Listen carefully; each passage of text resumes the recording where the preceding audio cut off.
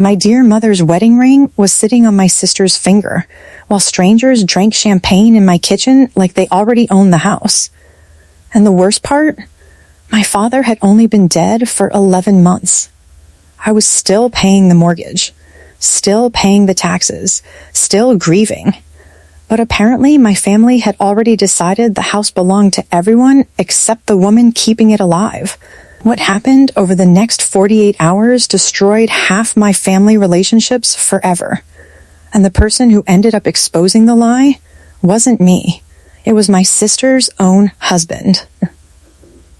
Welcome back to Echoed Karma, the kind of family stories where betrayal doesn't arrive screaming through the front door. It slips quietly into your home wearing a familiar smile. If you've ever had relatives confuse your kindness with weakness, subscribe now. And tell me in the comments, what would you do if your family started treating your house like their inheritance before you were even gone? My name is Vanessa Cole. I'm 36 years old, and for the last 12 years, I've worked as a luxury interior designer in Seattle. I design homes most people only see in magazines. Ocean view penthouses, imported Italian marble, glass staircases worth more than my first apartment. I spend my life creating beautiful spaces for wealthy strangers. But the hardest house I ever had to protect was my parents' home in Carmel by the sea, California. The house sat on a quiet stretch of coastline overlooking the Pacific. White cedar siding, ocean-facing windows, 3 bedrooms upstairs, and a massive stone fireplace my father built with his own hands in 1998. My mother used to call it the breathing house, because whenever the ocean wind rolled in, every room sounded different. The kitchen whispered, the upstairs hallway hummed, the fireplace groaned softly at night. When my mother died in 2022, the house changed. Dad stopped opening the curtains, stopped inviting people over, stopped cooking real meals. Sometimes I'd call him from Seattle and hear nothing but the television playing softly in the background while he pretended everything was normal. Then he died the following summer. Heart attack. Quick. Unexpected. Cruel.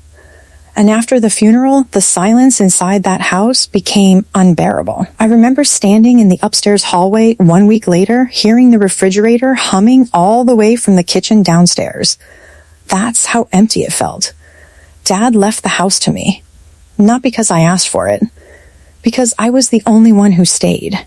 The only one handling doctor appointments, insurance paperwork, hospital visits, repair bills, late-night emergency calls. My younger sister, Erica, lived in Scottsdale with her husband, Brandon.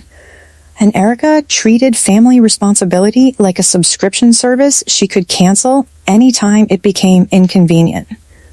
Funerals overwhelmed her. Hospitals triggered anxiety. Paperwork stressed her out. But inheritance? Funny enough, inheritance suddenly cured everything. The first sign of trouble came in October. I was sitting in my Seattle office reviewing fabric samples for a waterfront penthouse project when my cousin Melanie texted me. Hey, random question. Are you hosting Thanksgiving in Carmel this year? I frowned immediately. No. Why? 3 dots appeared. Disappeared. Then came back. Oh, Erica posted something about hosting Thanksgiving at the family beach house. Family beach house. Not Vanessa's house, not Dad's house, family house.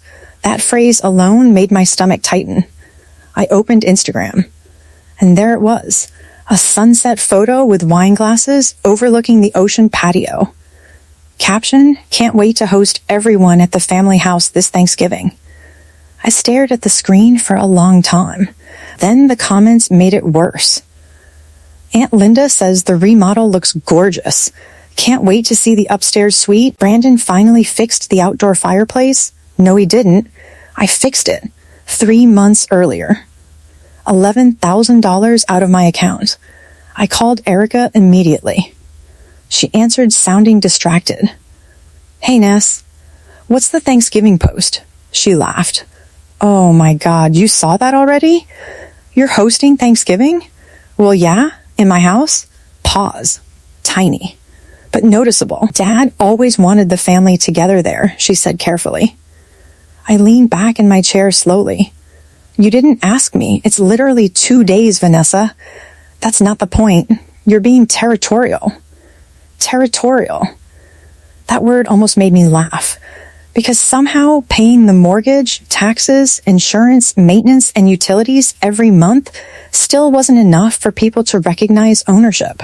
But noticing strangers plan to use my home without permission? Apparently that made me territorial. Who told you this was okay? I asked.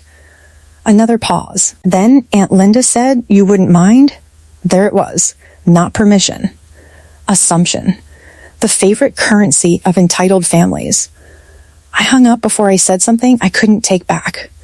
But all night long, one sentence kept replaying in my head. You wouldn't mind. People say that when they've already decided your opinion doesn't matter. 3 days later, I flew to California without telling anyone. I wanted to see the house before Thanksgiving arrived. The coastal highway was covered in fog when I pulled into the driveway Friday morning, and there were already 3 unfamiliar cars parked outside. I sat frozen behind the steering wheel. Kitchen lights glowed through the windows. Music drifted through the open patio door. Someone laughed inside my house. My chest tightened instantly. The closer I walked, the more details I noticed. Fresh flower arrangements, party rental boxes stacked beside the garage, and leaning against the front porch wall, a giant chalkboard sign. Welcome Cole Family Thanksgiving. Gold lettering. Fake eucalyptus decorations. My father would have hated it. The back door was unlocked. I stepped inside quietly and stopped cold. My Aunt Linda stood in the kitchen opening champagne bottles. 2 women I'd never seen before arranged charcuterie boards across my kitchen island, and Erica sat barefoot on the living room sofa, flipping through decoration samples like she owned the place. Then I saw her hand. My mother's wedding ring sat on her finger, the ring Dad specifically left to me in his will. I heard my voice before I realized I was speaking. Why are you wearing Mom's ring? The room froze instantly. Erica glanced down casually. Oh, she said. Aunt Linda gave it to me. I turned toward Linda slowly. She smiled the exact way manipulative people smile right before pretending you were the problem. Well, sweetheart, she said softly, Erica's the married daughter. It just felt appropriate. My chest went cold, then hot, then strangely calm. No, I said quietly. It felt convenient. Erica stood up immediately. Vanessa, don't start. Take the ring off. The strangers near the kitchen suddenly became very interested in slicing cheese. Linda crossed her arms. This family has been through enough. No, I replied. This family has been stealing quietly and calling it healing.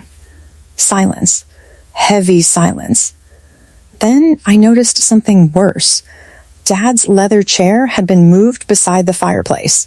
Boxes labeled Thanksgiving dining lined the hallway, and sitting on the coffee table was a printed seating chart. 26 names, 26 people invited into my home without permission. But that wasn't the part that scared me most. Next to the seating chart sat a small envelope with my father's handwriting on it. I recognized it instantly. I stepped toward it, and Erica moved too fast. She grabbed the envelope before I could touch it. Don't, she snapped. That single word changed everything. Because innocent people protect feelings. Guilty people protect documents. I stared directly at her. What's inside the envelope? Nothing. Amazing, I said calmly. Then hand it to me. She didn't move, and suddenly everyone in that room understood exactly what kind of afternoon this was becoming. I wish I could tell you I stayed calm after that. I didn't. I walked straight to my father's office. Linda followed me. Erica followed Linda. And halfway upstairs, Brandon appeared holding a cordless drill like he'd been installing something inside my house. Without permission. Dad's office still smelled faintly like cedarwood and coffee. But the moment I looked at the desk, I noticed something wrong. The bottom drawer hung open. empty. The fireproof document lockbox was gone. I turned slowly. Where is Dad's lockbox? Nobody answered immediately. And honestly, that silence told me everything before anyone spoke. Finally, Brandon sighed heavily. Vanessa, listen. No, I snapped. You listen. I pointed toward the hallway. You invited 26 people into my home. Then at Erica. You stole Mom's ring. Then Brandon. And somebody removed legal documents from my father's office. Linda lifted her chin defensively. Your father wanted fairness. I looked directly at her. My father wrote a will that shut the room up immediately. For about 3 seconds. Then Erica said the sentence that destroyed the last bit of patience I had left. Dad promised me the house eventually anyway. Eventually. That dangerous little word.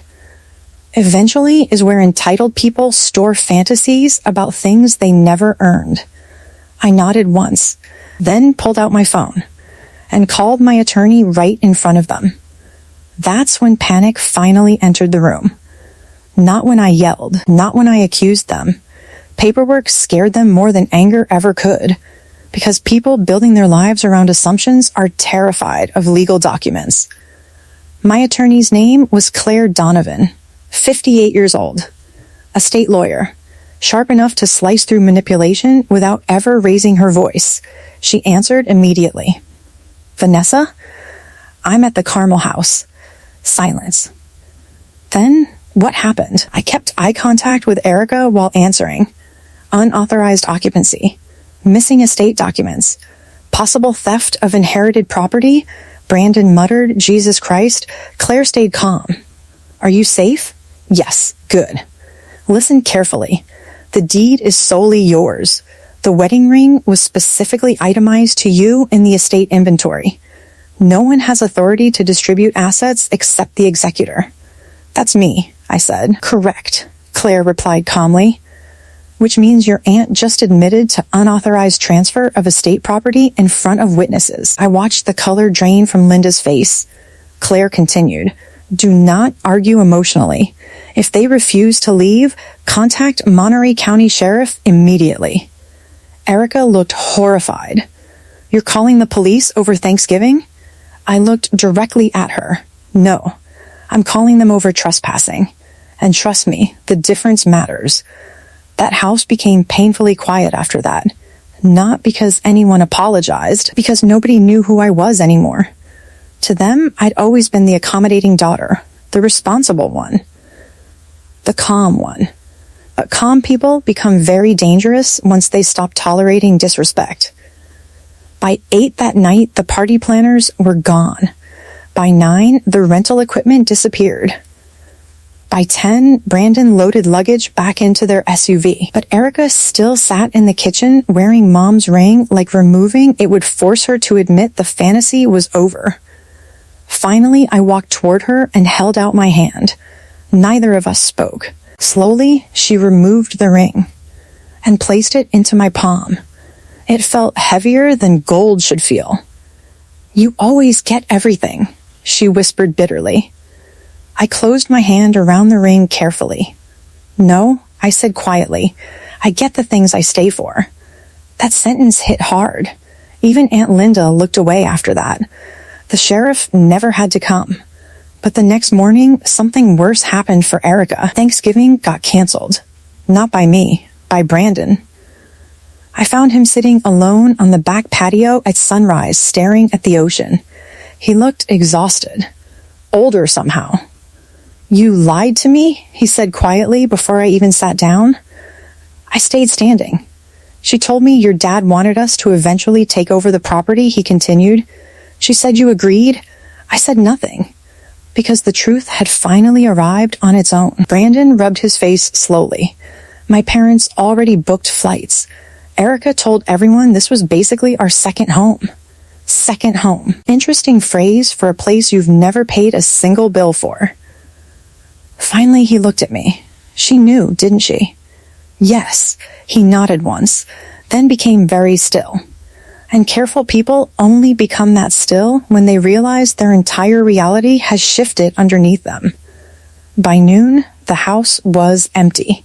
No screaming, no dramatic exits, just rolling suitcases and relatives avoiding eye contact. Aunt Linda left without hugging me goodbye. Erica cried in the driveway. Brandon drove. Neither of them looked back at the house when they left. I locked the front door myself, then walked through every room slowly as silence returned piece by piece. Kitchen, living room, hallway, Dad's office. Finally, I went upstairs and placed Mom's ring back inside the velvet jewelry box. Then I opened the envelope Erica tried so hard to hide. Inside was a handwritten note from Dad dated 6 months before he died. It said, "Vanessa, if there's confusion after I'm gone, remember this. The house belongs to the person who protected it while I was alive, not the people who suddenly discover sentimental attachment afterward. Love, Dad." I sat on the edge of the bed and cried harder than I had all weekend. Not because of Erica, not because of Linda, because my father knew this was coming. And he tried to protect me anyway. 3 months later, Erica and Brandon quietly started marriage counseling. Turns out relationships get complicated when one person builds them around imaginary inheritance. Aunt Linda stopped hosting Christmas. Nobody asked why. And last February, Claire helped me place the Carmel property into a protected trust. The locks changed. The gate codes changed. And honestly, so did I. I stopped confusing peace with silence. Those are not the same thing. Sometimes peace sounds like a deadbolt clicking shut behind people who never respected your boundaries to begin with. And sometimes family isn't the people who share your blood. It's the people who would never force you to defend your home from them. That's my story. One stolen wedding ring, one canceled Thanksgiving, and one sentence from my father that changed the way I see loyalty forever. Because people who truly love your home will never try to take it from you while you're still standing inside it.